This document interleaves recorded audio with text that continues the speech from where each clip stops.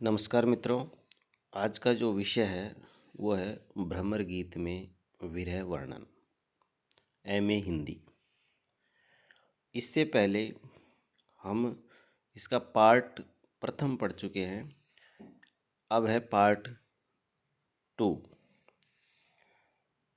Part प्रथम में भ्रमर गीत के विरह वर्णन से संबंधित प्रवास, राधा के मान को और कृष्ण के प्रेम को हमने देखा है। अब हम देखेंगे विरह की अभिव्यंजना में ऋतुओं का विरह।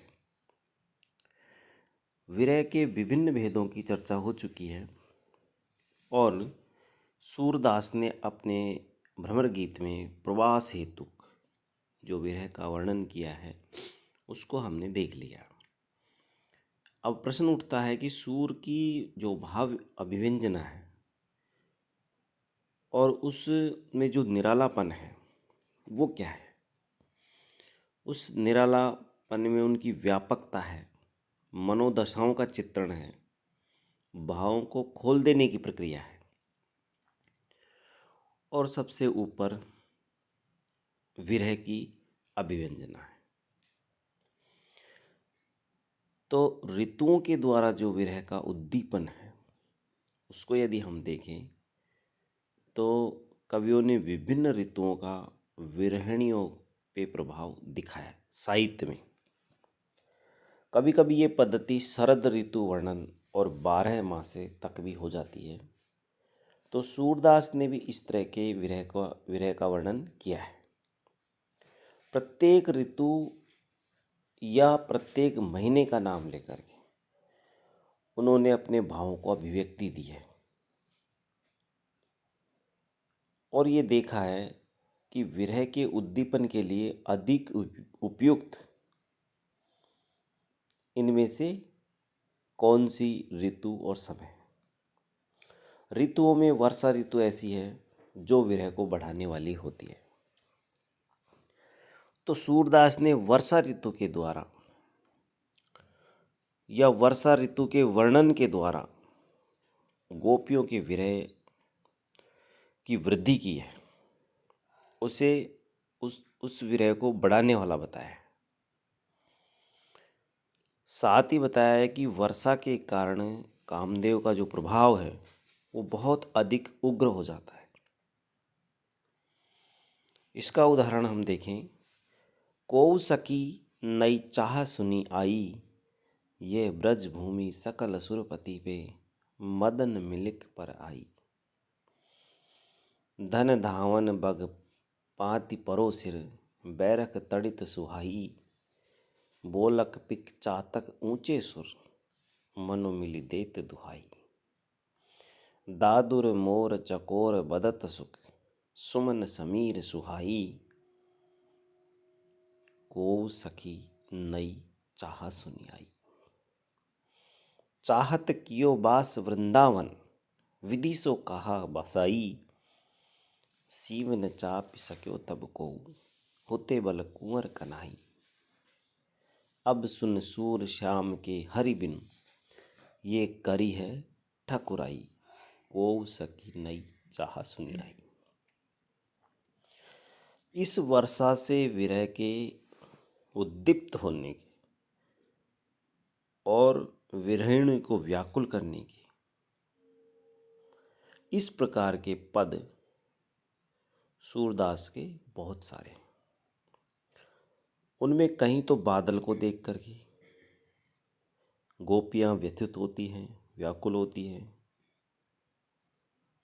और कारी घटा देख बादर की, नैन नीर भरी आए।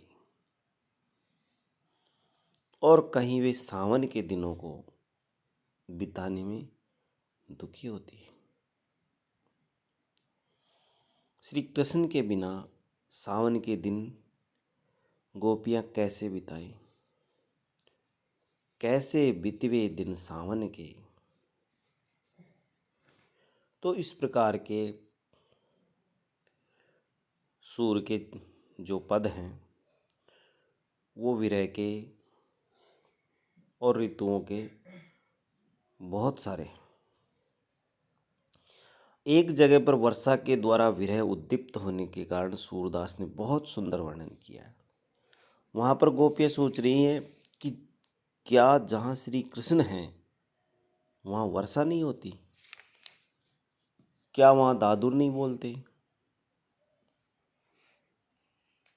और श्री कृष्ण के लिए उसमें जो व्यंजना है वो सूर ने बड़े मार्मिक चित्रण के साथ उसको दिखाया।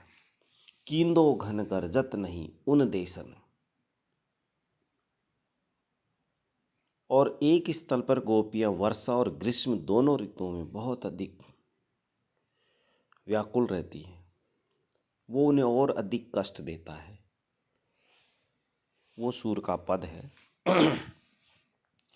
ब्रज ते द्वे ऋतु पे न गई, पावस और ग्रीष्म प्रचंड सखी, हरि बिनु अधिक भई। अरद श्वास समीरु नयन घन, सब जल जोग जुरे। बरसी जो प्रकट किए दुख दादुर दुते, जे दूरी द्वारे। विषम वियोग दुरूह दिन सर्व, दिन कर सम, दिन प्रति उदय करे। हरि विदु विमुख भय कही, सूरज को तन ताप हारे। तो इस प्रकार ऋतुओं में जो विरहिणियों को जो कष्ट देने का वो है, वो सूर ने अपने पदों में दिखाया है। प्रकृति के पदार्थों से विरह का उद्दीपन वो भी सूर ने अपने पदों में दिखाया है। संयोग के समय इन सब चीज़ों में बड़ा आनंद आता है, पर वियोग के समय ये बड़े दुखदायी होते हैं, दाहक होते हैं। जिन कुंजों में गोपियों ने श्री कृष्ण के साथ विहार किया वे अब दुश्मन लगती हैं। ऐसी ही प्रकृति की जो अन्य चीज़ें हैं वो भी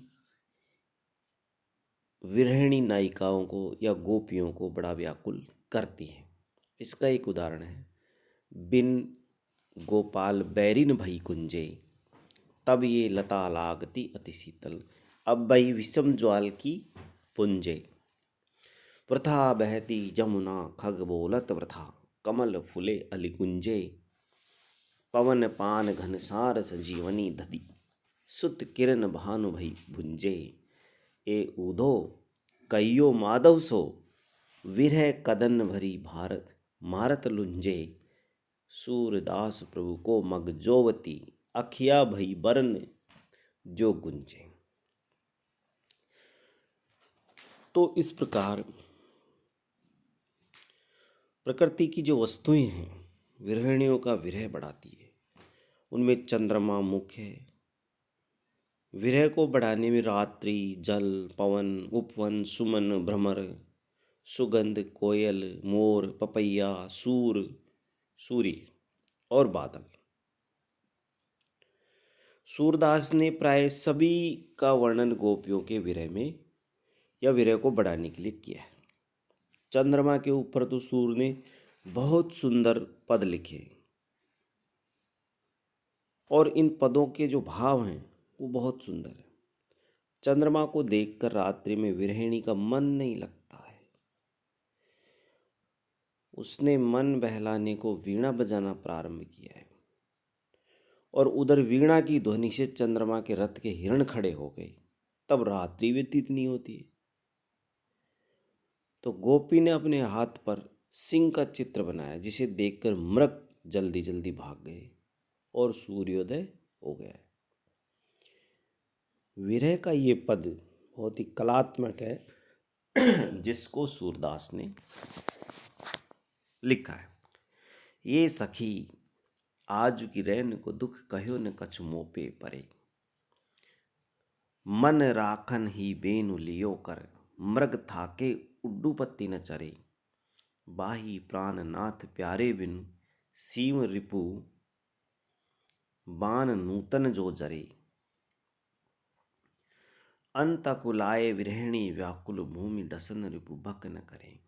अति आतुर है सिंह लिख्यो कर जेहि भामिनी को करुण डरे। सूरदास शशि को रथ चली गयो पाछे ते रवि उदय करे। तो इस प्रकार के ये जो प्राकृतिक चित्रण के जो पद हैं ये भी विरहिणी को व्याकुल करते हैं। सूरदास ने कहीं तो प्रकृति के अनेक पदार्थों से विरह के उद्दीपन की व्यंजना की है और कहीं बादल, चंद्रमा, कोयल, मोर इनसे भी गोपियों के विरह को बढ़ाया है। बादल और चंद्रमा की बात हो चुकी है। जो तू नेक हूँ उड़ जाई, इस पद में कोयल संबंधी भाव है। मोर के विषय में अभिव्यंजना सूर ने की है। हमारे माई मोरऊ बैर परे, घन गरजे बरजे नहीं मानत, त्यों त्यों रटत खरे। करे एक ठोर बिनी इनके पंख मोहन शीस धरे। यही ते हम ही को मारत, हरि ही डीठ करे। कह जानिए कौन गुण सखीरी, हम सो रहत अरे। सूरदास परदेश बसत हरि, ये वन तिन न टरे। तो इस प्रकार सूर ने नाना भांति से प्रकृति के जो विरह को बढ़ाने वाले पद हैं उनका वर्णन किया है।